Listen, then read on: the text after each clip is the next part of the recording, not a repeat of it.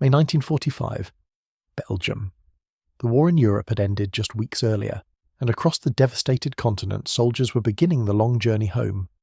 But at a British forward position near the border, something unusual was happening.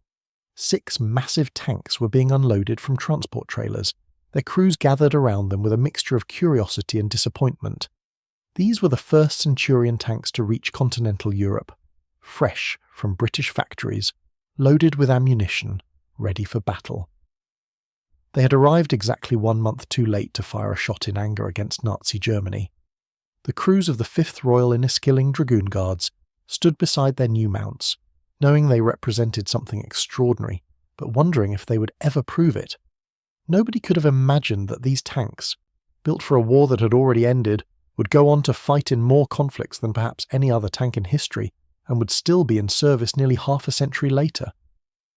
This is the story of the British Centurion tank, a weapon designed to defeat the German 88mm gun that arrived too late for World War II, but became unstoppable in every war that followed. The story begins in 1943, when British tank designers were facing a crisis. For years, Britain had struggled to produce effective armoured vehicles. While the Germans fielded Panthers and Tigers, and the Soviets deployed their legendary T-34s, British tanks were consistently outgunned and outmatched. The cruiser tanks were fast but lightly armoured. The infantry tanks were heavily protected but slow and mechanically unreliable. Nothing in the British arsenal could stand up to Germany's fearsome 88mm gun, which had been destroying Allied tanks with devastating efficiency across North Africa, Italy and France. In 1943, the Directorate of Tank Design, under Sir Claude Gibb, received an urgent directive from the War Office. They needed to produce a new heavy cruiser tank designated as the A41 that could finally match the German threat. The requirements were specific and demanding. The new tank had to be able to withstand a direct hit from an 88mm gun, the weapon that had terrorised Allied armour crews for years. It needed increased durability and reliability, far better than the mechanically problematic British tanks of the early war period. Protection against mines was essential, as German anti-tank mines had proven devastating in the North African campaigns. The tank had to combine the mobility of a cruiser tank with the armour protection of a heavy infantry tank, creating what would eventually be called a universal tank. Initially, in September 1943, the specification called for the A41 to weigh no more than 40 tons, the limit for existing transport trailers and Bailey bridges. But even before the outline specification was officially released in October 1943, these limits were removed. The War Office made a crucial decision. The weight restriction was increased from 40 tons to 45 tons because the engineers needed heavier armour and a wider turret to mount a more powerful gun. The turret would be so wide it couldn't be transported by rail on British tracks. The War Office decided it would be wiser to build new trailers rather than hamper what appeared to be a superb design. This decision represented a fundamental shift in British tank design philosophy, prioritising combat effectiveness over logistical convenience. The hull was redesigned with welded sloped armour, incorporating lessons learned from observing German tank design. The tank would feature a cast turret with the highly regarded 17-pounder gun, the same weapon that had finally given British tanks a fighting chance against German armour in 1944 and 1945. A 20mm Polston cannon would be mounted independently to the left of the main gun, providing additional firepower against lighter targets. Power would come from a Rolls-Royce Meteor engine, the same power plant used in the Cromwell and Comet tanks, a detuned version of the legendary Merlin engine that powered the Spitfire fighter. The design mock-up, built by Associated Equipment Company, was viewed in May 1944. By this time, the Normandy invasion was just weeks away, and British tank crews were still fighting in Shermans, Cromwells and Churchills, none of which could reliably defeat the latest German tanks at range. 20 pilot models were ordered with various armament combinations. 15 would be equipped with a 17-pounder gun, 5 with a new 77mm weapon. Some would have the 20mm Polston gun, others would replace it with a Beezer machine gun. The prototypes began emerging in late 1944 and early 1945. When the first crew saw the Centurion, the reaction was mixed. The tank was massive, far larger than anything British factories had produced before. At nearly 10,000 pounds empty, it weighed 65% more than its predecessor. The turret was enormous, providing excellent working space for the crew, but making the whole vehicle appear top-heavy. The profile was higher than German tanks, potentially making it a bigger target. But there was no denying the impression of raw power. The thick sloped armour looked capable of deflecting anything the Germans could throw at it. The 17-pounder gun had already proven itself in combat as one of the few Allied weapons capable of destroying Panthers and Tigers. The wide tracks promised good cross-country mobility despite the weight. Manufacturing began in January 1945. The factories were working at maximum capacity, racing to get these new tanks to the front lines where they were desperately needed. But the war was moving faster than production schedules. By February 1945, Allied forces had crossed the Rhine. By March, they were driving deep into Germany. By April, the Third Reich was in its final death throes. In early May 1945, 6 Centurion Mk1 prototypes were rushed to Belgium for troop trials with the 22nd Armoured Brigade. The tanks arrived with the 5th Royal Inniskilling Dragoon Guards on May 8, 1945. It was VE Day. The war in Europe was over. The crews walked around their new tanks, ran their hands over the thick armour, climbed into the spacious turrets, and felt a mixture of relief that the war had ended and disappointment that they would never get to prove what these magnificent machines could do against the German army they had been designed to fight. For the next 5 years, the Centurion existed in a strange limbo. The tank was formally accepted into British Army service in December 1946, with the first units going to the 5th Royal Tank Regiment of the 7th Armoured Brigade, stationed at Hamm in Germany. By the end of 1948, all 3 regiments of the 7th Armoured Brigade had received Centurions. The Mark I was quickly superseded by the Mark II, which featured a fully cast turret and replaced the 20mm cannon with a Beezer machine gun. But it was the development of the Centurion Mark III that would transform the tank into something truly formidable. The Mk3 was armed with the new 20-pounder gun, an 84mm weapon that represented a massive increase in firepower over the 17-pounder. More importantly, the 20-pounder was equipped with a gun stabilizer, allowing accurate fire while moving across rough terrain, a capability that would prove decisive in combat. The armour was increased, the reliability improved, and the Centurion Mk3 became the standard that earlier marks were upgraded to match. The cost of a Centurion in 1950 was £35,000. For comparison, a World War II Crusader tank had cost £13,700, and a Matilda had cost £18,000. The Centurion was expensive, but it was also a generation ahead in capability. In November 1950, journalists were invited to visit a Royal Ordnance factory to see Centurion production for the first time since the war. They described massive welding jigs that rotated the steel plate hull so welders could work vertically and downward, maximising welding current and minimising the number of passes needed. They watched as turrets were machined from single 8.25-ton castings. The precision and quality of construction was unlike anything Britain had produced during the desperate years of World War II. These were peacetime tanks, built to exacting standards, designed to last decades rather than months, but they were still untested in combat. The question everyone was asking was simple. Could the Centurion actually fight? Would it prove to be the weapon Britain had needed in 1943? Or would it be just another expensive failure? The answer would come from a frozen wasteland on the other side of the world. On November 14th, 1950, the British Army's 8th King's Royal Irish Hussars landed at Pusan, South Korea. They brought with them 3 squadrons of Centurion Mk3 tanks, 64 vehicles in total, gleaming in their factory-fresh paint, crewed by soldiers who had never fired a shot in anger. The Korean War had been raging since June, when North Korean forces had invaded the south. By November, United Nations forces, primarily American and South Korean troops, had counterattacked and driven deep into North Korea. The port city of Pusan was crowded with ships unloading supplies and reinforcements. The 8th Hussars rolled their Centurions off the transports and began the journey north, heading for the front lines where they would support the UN offensive toward the Chinese border. The crews quickly learned that Korea in winter was unlike anything they had trained for in Europe. Operating in sub-zero temperatures, the tankers discovered that their vehicles had to be parked on straw to prevent the steel tracks from freezing to the ground. Engines had to be started every half hour, with each gear being engaged in turn to prevent them from freezing into place. The Meteor engines, designed for the temperate climate of Western Europe, struggled in temperatures that dropped to 20 and 30 degrees below zero.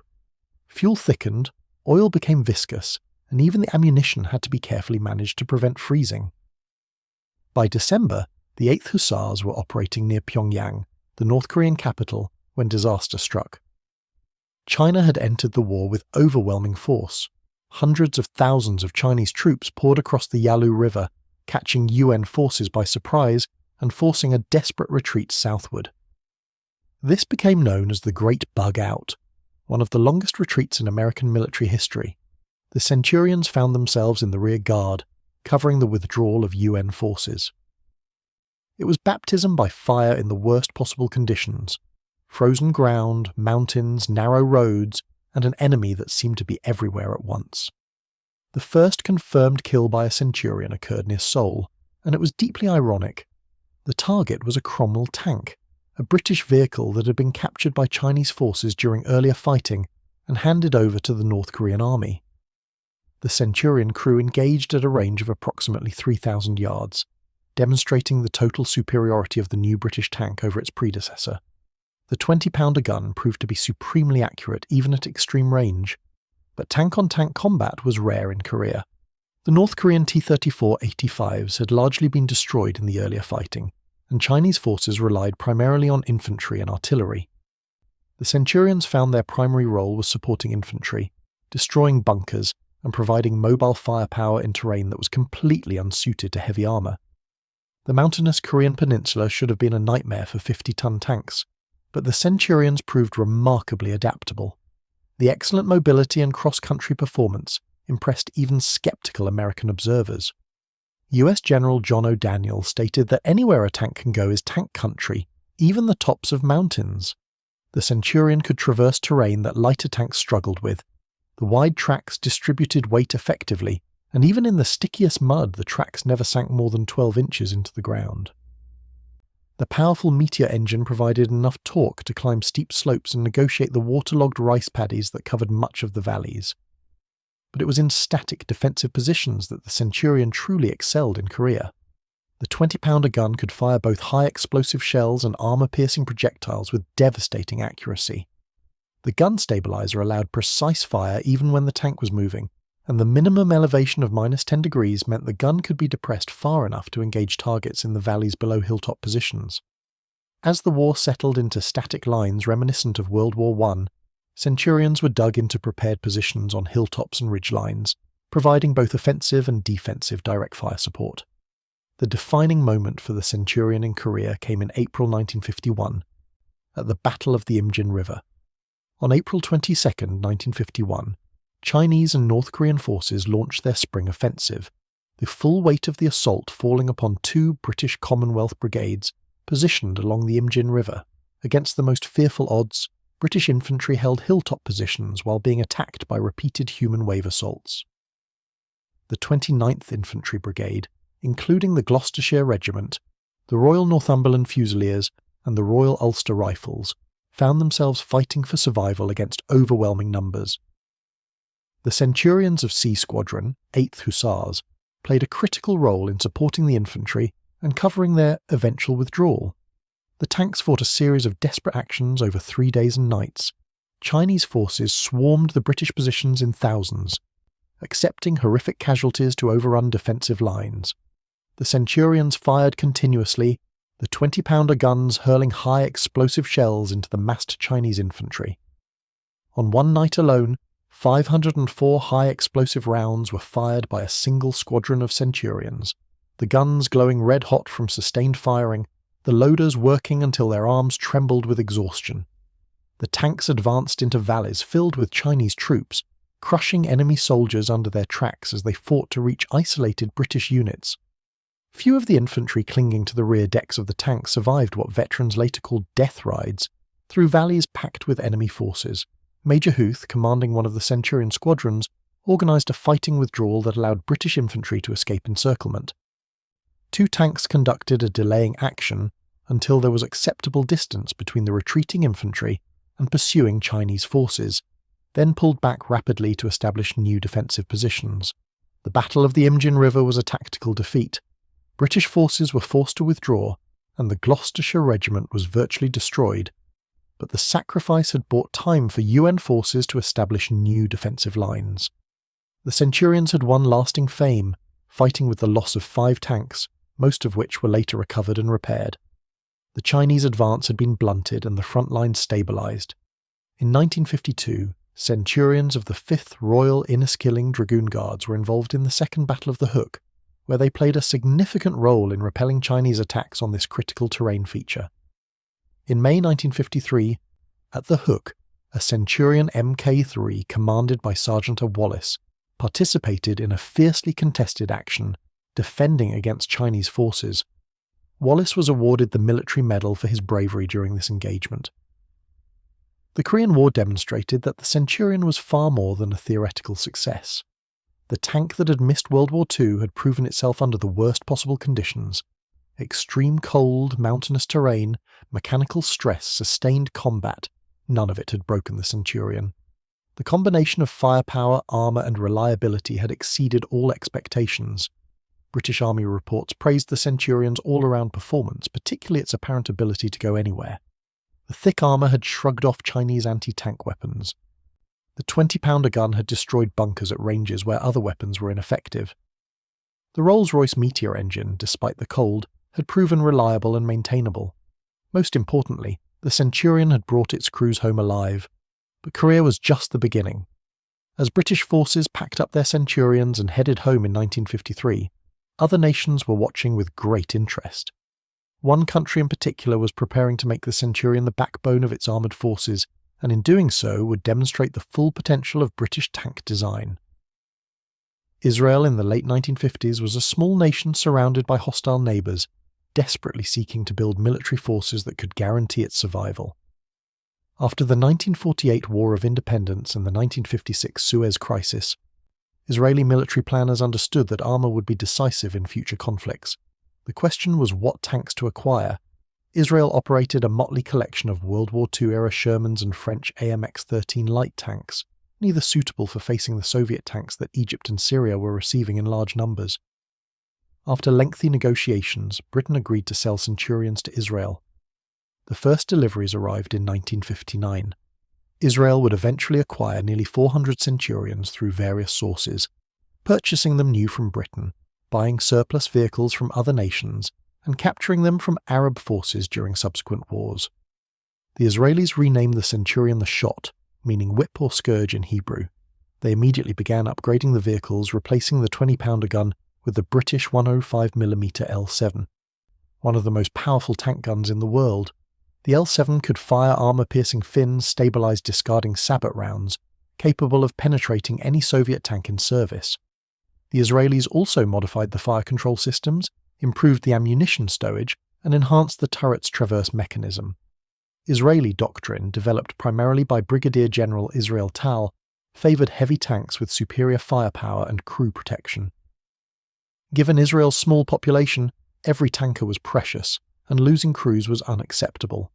Better to have fewer, heavier, better protected tanks with superior guns than larger numbers of lighter, more vulnerable vehicles. This philosophy made the Centurion, now the Shot, ideal for Israeli needs. The training regime was intense. Israeli tank crews received hundreds of hours of instruction in gunnery, manoeuvre, and tactics. They practiced against captured Soviet tanks, learning the weaknesses of T-54s and T-50s. They studied the terrain of the Sinai Desert and the Golan Heights, preparing for the wars they knew were coming. By 1967, the Israeli Armoured Corps was arguably the best-trained tank force in the world, and the Shot Centurion was their weapon of choice. When the Six-Day War broke out on June 5, 1967, Israel fielded 293 Centurions ready for combat out of a total of 395 Shot tanks in inventory. Egypt had also purchased Centurions, receiving approximately 28 vehicles, though they were poorly integrated into Egyptian forces and lacked adequate ammunition. Jordan fielded 44 Centurions, recently purchased from Britain and representing their most modern armour. The Six-Day War would prove to be the Centurions' coming-out party, the moment when the world saw what the British tank could do in the hands of expertly trained crews. The main battles for Israeli Centurions came in the Sinai Desert, where they faced Egyptian forces equipped with Soviet T-34-85s, T-54s, T-55s, IS-3 heavy tanks, and Su-100 tank destroyers. The Battle of Abu Aguila on June 5 and 6, 1967, demonstrated the devastating effectiveness of combined arms warfare built around heavy tanks. Major General Ariel Sharon commanded the Israeli 38th Armored Division, tasked with capturing the heavily fortified Egyptian positions at Katef and Abu Aguila. The Egyptian 2nd Infantry Division, commanded by Major General Sadi Naguib, defended the area with approximately 16,000 men, 90 T-34-85 tanks, 22 Su-100 tank destroyers, and extensive fortifications including 3 parallel trench lines reinforced by concrete bunkers. Sharon had 14,000 men and approximately 150 tanks, a mix of Centurions, Super Shermans and AMX-13 light tanks. Sharon's plan was complex and relied heavily on the capabilities of the Centurion. Infantry would assault the trenches under cover of darkness, while paratroopers landed by helicopter behind Egyptian lines to destroy artillery positions. Once the trenches were disrupted, Israeli armour would punch through. Centurion battalions would hit Egyptian tanks from multiple directions simultaneously, using their superior guns to engage at ranges where Egyptian weapons were ineffective. The battle went largely according to plan. After heavy night fighting, Israeli infantry broke through the trench lines. At dawn on June 6th, Centurion tanks engaged Egyptian armour from the east while Super Shermans attacked from the west, catching the Egyptians in a crossfire. The fighting was fierce, with tank battles at ranges as close as 10 yards in some locations, but the outcome was never in doubt. The Centurion's 105mm L7 gun could penetrate any Egyptian tank at any range, while Egyptian weapons struggled to damage the thick, sloped Centurion armour. The Su-100 tank destroyers, mounting powerful 100mm guns, posed the most significant threat, but they were lightly armoured and vulnerable to Israeli fire. After 3 hours of fighting, the Egyptian tank battalions at Rafah Dam were destroyed. 40 Egyptian tanks were destroyed compared to 19 Israeli tanks. The road to the Sinai was open. The performance of the Centurions in the Six-Day War exceeded Israeli expectations. The combination of heavy armour, accurate long-range gunnery, and expert crew training proved devastatingly effective. Israeli Centurions could engage and destroy Egyptian tanks at ranges over 2,000 metres, often before the Egyptians even realised they were under fire. The 105mm L7 gun-firing armour-piercing fins stabilised discarding sabot rounds would punch through the frontal armour of T-54s and T-55s like they were made of cardboard. When Egyptian tanks tried to close the range, they found the Centurion's thick, well-sloped frontal armour could resist their guns even at point-blank range. During the war, Israel captured approximately 30 Centurions from Jordan and all 30 Egyptian Centurions. Ironically, Israeli Centurions had faced Egyptian Centurions in combat, with Israeli vehicles consistently victorious due to superior training and tactics. The Six-Day War ended with a stunning Israeli victory. In 6 days of fighting, Israeli forces had captured the Sinai Peninsula, the Gaza Strip, the West Bank and the Golan Heights, defeating the combined armies of Egypt, Jordan and Syria. The Centurion had been central to that victory, proving that in the hands of well-trained crews, it was superior to any Soviet tank in the Arab arsenal. The aftermath of the war saw a massive expansion of Israeli Centurion forces. Captured vehicles were refurbished and pressed into service. Israel purchased additional Centurions from various sources. The upgrade program intensified, with Israeli engineers developing the Shot Kal, or Shot Improved, featuring a new Continental diesel engine replacing the gasoline-fueled Meteor, improved transmission, upgraded fire control systems, and enhanced armour protection. But Israel's enemies had learned from their defeat. Egypt and Syria received massive infusions of Soviet military aid, including thousands of new T-55 and T-62 tanks, modern anti-tank guided missiles, and updated tactics. The next war would be far harder than 1967, and the Centurion would face its greatest test. October the 6th, 1973. Yom Kippur, the holiest day in the Jewish calendar. Most of Israel was at prayer or with family, and the Israeli Defense Forces were at minimum manning levels. At 1:55 p.m., Syrian forces removed camouflage nets from their tanks and artillery along the Golan Heights ceasefire line. Moments later, a massive barrage crashed down on Israeli positions, the opening move of what would become known as the Yom Kippur War. Streaming into the Golan Heights was a Syrian armoured force of approximately 400 tanks, including 400 state-of-the-art T-62s, supported by 1,000 artillery pieces and dense air defence umbrella. The Syrian plan was to overwhelm Israeli defences through sheer mass, cross the Golan Heights, and descend into northern Israel before reserves could be mobilised. Standing in their way were two Israeli armoured brigades, the 7th Armoured Brigade in the north and the 108th Barak Brigade to the south, with a combined total of 177 tanks and 70 artillery pieces. Most of these tanks were shot-cal Centurions, upgraded with diesel engines and 105mm guns, but they were outnumbered nearly 8-1. The northern sector, defended by the 7th Armoured Brigade under Colonel Avigdor Ben-Gal, would become known as the Valley of Tears, and the battle fought there would become legendary. The 7th Brigade had approximately 100 Centurions deployed in prepared defensive positions along commanding terrain. The tanks were dug in on the forward slopes of hills, with only their turrets exposed, creating perfect hull-down firing positions. The Syrians came on in waves, T-55s and T-62s advancing in dense formations, exactly as Soviet doctrine dictated. The Centurions opened fire at maximum range. The superior optics and fire control systems of the Israeli tanks allowed accurate first-round hits at ranges over 2,000 metres. The 105mm L7 guns firing APF-SDS rounds could penetrate the T-62's frontal armour at these ranges, while return fire from Syrian 115mm guns was ineffective against the hull-down Centurions at long range. The initial Syrian assault stalled as dozens of tanks were destroyed by long-range fire. Syrian tanks struggled to identify the Israeli firing positions, seeing only muzzle flashes from the dug-in Centurions. When Syrian tanks tried to close the range, they were destroyed in greater numbers. Israeli gunners, trained to hit targets with their first shot, were destroying Syrian tanks as fast as they could acquire targets and fire. But the Syrians kept coming. Fresh units replaced destroyed battalions.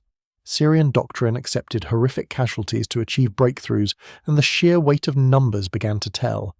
Israeli Centurions were hit and knocked out. Ammunition began running low.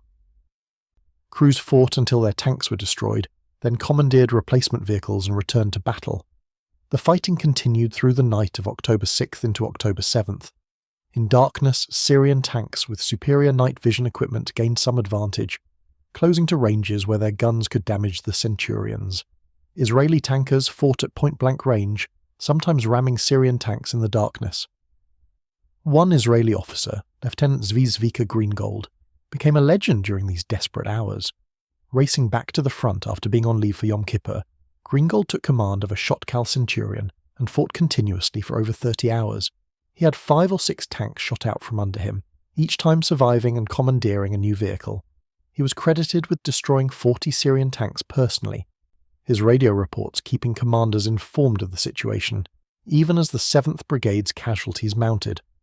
By the morning of October 9th, the situation was desperate. The 7th Brigade had been reduced to about 30 operational tanks from its starting strength of 100. Ammunition was critically low. Syrian forces were still attacking in strength. At a critical moment, Lieutenant Colonel Avigdor Kahalani, commanding the 77th Tank Battalion, received orders to retake the ramp overlooking the Valley of Tears, the key terrain feature that controlled access to the road network leading into Israel. Kahalani scraped together 13 repaired Centurions and scratch crews. Moving to Booster Hill, he attacked the flank of the advancing Syrian 81st Tank Brigade, destroying multiple tanks and causing the Syrian advance to falter. Then he raced toward the ramp, destroying 3 Syrian tanks at close range as he fought his way to the key position. Reaching the ramp, Kahalani looked down into the Valley of Tears and saw the result of 4 days of desperate fighting. Approximately 260 destroyed Syrian tanks and hundreds of armoured personnel carriers littered the valley floor. In the distance, dust trails showed surviving Syrian forces retreating. Kahalani radioed Ben-Gal with 2 words. "We are victorious. The Battle of the Valley of Tears was over. Against impossible odds, fewer than 180 Israeli Centurions had held off and destroyed an attacking force of 1,400 Syrian tanks. The shot-cal Centurion had saved Israel from invasion, earning it the nickname the tank that saved Israel." The Yom Kippur War ended on October 25, 1973. with the same front lines as before the war. Israel had survived, but at terrible cost. Over 2,600 Israeli soldiers had been killed, hundreds of tanks destroyed, and the myth of Israeli invincibility had been shattered. But the performance of the Centurion had been vindicated beyond question. In the hands of Israeli crews, the British tank had proven superior to the latest Soviet designs. The combination of superior optics, accurate guns, heavy armour, and expert training had overcome numerical inferiority that should have been decisive. After 1973, Israel continued upgrading its Centurion fleet. The shot Cal was fitted with blazer reactive armour, explosive tiles that pre-detonated incoming anti-tank missiles and reduced their effectiveness. Thermal sights were added for night combat. New fire control computers improved first-round hit probability. Israeli Centurions saw action again in 1982 during the Lebanon War, providing fire support and serving as the basis for heavy armoured personnel carriers called Nagmashot and Nakpadon. The British tank that had arrived too late for World War II was still fighting nearly 40 years after its creation, testament to the fundamental soundness of its design. But Israel was far from the only nation to discover the Centurion's capabilities. In August 1965, war broke out between India and Pakistan over the disputed territory of Kashmir. India fielded 186 Centurions alongside 340 aging Sherman tanks. Pakistan countered with American-supplied M47 and M48 Patton tanks, at the time considered more modern and capable than the British Centurion. The Battle of Asal-Uttar in September 1965 would prove Pakistani assumptions disastrously wrong. Indian Centurions, dug into prepared positions in the sugarcane fields near Asal-Uttar, waited as Pakistani armour advanced. The Indian 3rd Cavalry Regiment, equipped with Centurions, allowed the Pakistani 1st Armoured Division to close range before opening fire. The result was carnage. Indian Centurions destroyed 97 Pakistani tanks in a single engagement, including numerous Pattons, while losing only 10 Centurions. The Indian gunners had carefully registered firing positions and had intimate knowledge of the terrain. Pakistani tanks, advancing across open ground, were destroyed before they could effectively return fire. The Centurion's 20-pounder gun, though older than the Patton's 90mm gun, proved more accurate and just as effective at the ranges of this engagement. The 1971 Indo-Pakistani War saw Centurions in action again, this time advancing into East Pakistan in support of Bangladeshi independence. Indian Centurions proved their versatility, operating in the flooded rice paddies and rivers of the region, demonstrating the same cross-country capability that had impressed observers in Korea 2 decades earlier. In Vietnam, the Royal Australian Armoured Corps deployed Centurion tanks in support of infantry operations. The Australian Centurions were modified with external fuel tanks to extend their operating range in the jungle environment. Each tank normally carried 62 rounds of 20-pounder ammunition, 4,000 rounds of 50 caliber ammunition, and 9,000 rounds of 30 caliber for the Coxial and Commander's machine guns. The Centurions proved effective in the dense jungle, their heavy armour protecting crews from mines and rocket-propelled grenades, while their guns provided devastating fire support for infantry. Australian tankers quickly learned to remove the protective armoured side skirts to prevent mud and vegetation from accumulating between the tracks and mudguards. Over 3.5 years of operations, 58 Centurions served in Vietnam. 42 suffered battle damage, 6 were damaged beyond repair, and 2 crewmen were killed. The Centurion's survivability once again proved exceptional, with tanks absorbing damage that would have destroyed lighter vehicles and continuing to fight. South Africa purchased Centurions and deployed them extensively during the border war in Namibia and Angola from the 1960s through the 1980s. The South Africans developed the Oliphant, meaning elephant, a heavily modified Centurion with upgraded engines, improved fire control systems, and enhanced armour. South African Oliphants saw action against Soviet-supplied T-34-85s and T-55s operated by Angolan and Cuban forces, consistently proving superior in combat. Swedish forces operated Centurions under various domestic designations, with Swedish upgrades including improved fire control and communication systems. Danish forces operated Centurions into the 1990s, with upgraded vehicles featuring night vision equipment and laser rangefinders. Jordan used Centurions, first in 1970 during the Black September conflict against Syrian incursions, Then again in 1973 on the Golan Heights, the Swiss Army purchased Centurions designated as Panzer 55 and 57, operating them until the 1980s. The Netherlands, New Zealand and Canada all operated Centurions, with Canadian forces deploying a regiment to West Germany during the Cold War as part of NATO's forward defence against the Warsaw Pact. Perhaps the most unusual deployment of Centurions occurred during nuclear tests in the 1950s. The British Army wanted to understand how tanks would fare in nuclear warfare, so several Centurions were positioned at various distances from nuclear explosions during atmospheric tests in Australia. The vehicles survived, demonstrating remarkable resistance to blast effects, radiation and thermal pulse, though crews inside would have been killed by radiation at closer distances. Between 1946 and 1962, 4,423 Centurions were produced, consisting of 13 basic marks and numerous variants. The Centurion became the basis for an entire family of specialised vehicles. The Centurion Armoured Vehicle Royal Engineers, designated F403, mounted a 165mm demolition gun and served in combat during Operation Desert Storm in 1991, nearly half a century after the original Centurion entered service. This variant could break through fortified positions, clear obstacles, and conduct combat engineering tasks under fire. Centurion-based armoured recovery vehicles served from Korea through the Gulf War. Their heavy chassis and powerful winches capable of recovering disabled tanks under combat conditions. Centurion bridge layers could span gaps of 45 feet, allowing armoured formations to cross obstacles without breaking momentum.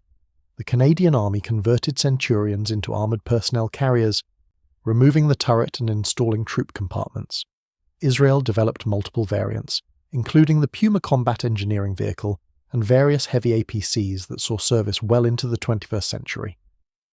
During the 2006 Lebanon War, Israel deployed heavily modified Centurions as armoured personnel carriers and combat engineering vehicles, the 60-year-old design still proving its worth against modern anti-tank weapons thanks to layers of reactive armour and active protection systems.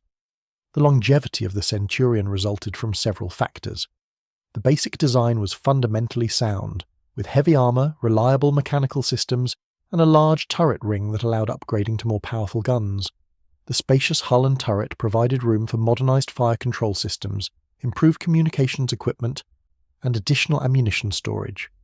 The tank was overbuilt, with structural components capable of handling stresses far beyond original specifications, allowing it to carry increased weight as armour and systems were added. The Rolls-Royce Meteor engine, while old-fashioned, was simple, reliable, and well understood by mechanics worldwide. When more power was needed, installing modern diesel engines like the Continental AVDS 1790 was straightforward. Unlike tanks designed around one specific tactical concept, the Centurion proved adaptable to multiple roles. It served as a main battle tank, a breakthrough tank, a fire support vehicle, an infantry support platform, and the basis for specialised engineering vehicles. This versatility meant nations could maximise their investment by modifying existing vehicles rather than purchasing entirely new platforms. Most importantly, the Centurions simply worked. In Korea, Israel, India, Vietnam, and a dozen smaller conflicts, it brought its crews home alive. It destroyed enemy tanks with consistent effectiveness. It absorbed punishment that destroyed other vehicles. It operated in every climate from Arctic cold to desert heat to tropical humidity. After decades of service, militaries trusted the Centurion in a way that newer, more sophisticated vehicles hadn't yet earned. The last Centurions in frontline service were Israeli vehicles finally retired in the early 2000s, over 55 years after the first prototypes rolled off British production lines. Some remain in service as specialised vehicles, their heavy chassis and proven reliability still valued for specific roles. The Centurion represented a specific moment in tank design history, when the compromises of World War II were finally abandoned in favour of building the best possible vehicle, regardless of cost or logistical complexity. Where wartime tanks had been designed for rapid mass production, the Centurion prioritised quality, protection and longevity. Where earlier tanks had been limited by transport requirements, the Centurion ignored weight restrictions to maximise capabilities. The result was a tank that arrived too late to fight the enemy it was designed to defeat, but proved superior to every other tank it did face for the next 3 decades. The German 88mm gun that had terrorised Allied armour crews from North Africa to Normandy never faced a Centurion in combat. Had it done so, the outcome would likely have favoured the British tank. The Centurion's thick, sloped frontal armour, designed specifically to resist 88mm fire, would have proven far more resilient than the Shermans and Cromwells that fell to German guns in 1944 and 1945. The 17-pounder and later 20-pounder and 105mm guns mounted on Centurions could penetrate any German tank at combat ranges. The reliability and mechanical sophistication would have given British forces the sustainable heavy armour they had lacked throughout the war, but arriving too late for World War II turned out to be an unintended blessing. Where wartime tanks were built quickly, used hard, and discarded when worn out or obsolete, the Centurion was built for peace. The manufacturing quality exceeded wartime standards. The design incorporated lessons learned from 6 years of brutal combat without the compromises necessitated by immediate need. When crews finally did take the Centurion into combat in Korea, they discovered a tank that exceeded expectations in every dimension. It could go anywhere, hit anything, and survive punishment that destroyed other vehicles. These qualities proved decisive in conflict after conflict. In the frozen mountains of Korea, the burning deserts of Sinai, the volcanic rock of the Golan Heights, and the jungles of Vietnam, Centurions fought and won against everything from obsolete T-34s to modern T-62s. The tank that missed World War II ended up fighting in more wars and in more countries than perhaps any other tank in history. Centurions saw combat on every continent except Antarctica. They destroyed thousands of enemy vehicles, supported countless infantry operations, and saved untold numbers of crew lives through their exceptional survivability. When military historians assess the greatest tanks of the 20th century, the Centurion ranks among the elite, not for revolutionary technology or overwhelming firepower, but for doing everything a tank needs to do. Competently, reliably, for decade after decade. It protected its crew, it destroyed its enemies, it went where it was needed, it worked when others failed, it adapted when situations changed. In museums today, carefully restored Centurions sit among the legendary armour of the 20th century. The German Tiger, the American Sherman, the Soviet T-34, each has earned its place through specific achievements in specific wars. The Centurion earned its place through sustained excellence across an entire era of armoured warfare. The tank crews of the 5th Royal Inniskilling Dragoon Guards who stood beside their shiny new Centurions in Belgium in May 1945, disappointed to have missed the war, couldn't have imagined the legacy their vehicles would create. Those 6 prototype tanks represented the beginning of a 55-year service life that would span the globe and define an entire generation of armoured warfare. The Centurion proved that sometimes arriving late is better than arriving at the wrong time. Built to fight yesterday's war, it dominated the wars of tomorrow through fundamental excellence in design, manufacturing and operational capability. The thunder that was meant for the Wehrmacht ended up speaking in a dozen languages, on a dozen battlefields for more than half a century. That is the true measure of its success.